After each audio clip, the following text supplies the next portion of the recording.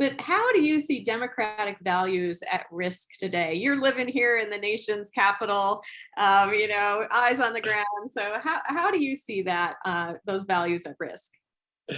Beautiful. Thank you. Honored to be with everyone.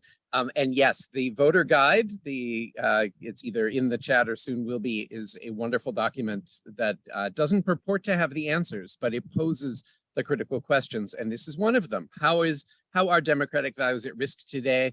At one level, it's so easy, we don't even need to stop to answer it. Just read the headlines.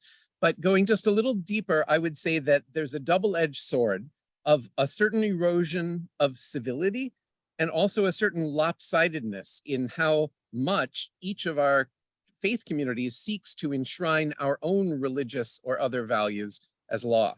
So on civility, which our tradition calls derech eretz, simply the way of the land, it's how you're supposed to be with others. And a beautiful line in our tradition that is so big about Torah and Torah study says that derech eretz, civility, comes before Torah. Before your particular truth, you need to hold the larger truth as humbly as possible.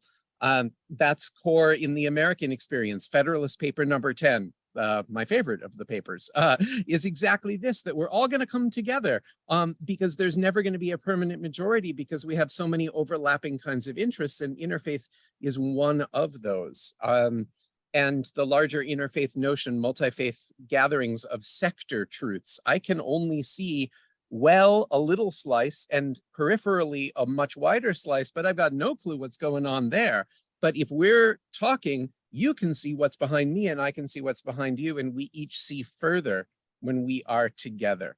So we need to keep that in mind. We need to hold our truths just a little bit more humbly. But at the same time, this lopsidedness idea, religious pluralism, we're asking people of faith to be motivated by their core values and to lovely and humbly, those are religious values too, bring their ethics into the public square. But we're not, hopefully none of us, trying to codify our one religion's laws as the law of the land, whether that's canon law, halakha, sharia, dharma, they're all good. And our society is better when people are informed by all of them and we come together in the public square and compare and contrast their ethics. Many of our more pluralistic communities will respect this so much that we hold back from full civic and political engagement as much as law and IRS codes and religious humility will allow. Many more insular and often less environmental communities simply don't. We've all got to get out there, and we can agree on the nonpartisan work of voter registration and voter access as sacred starting places.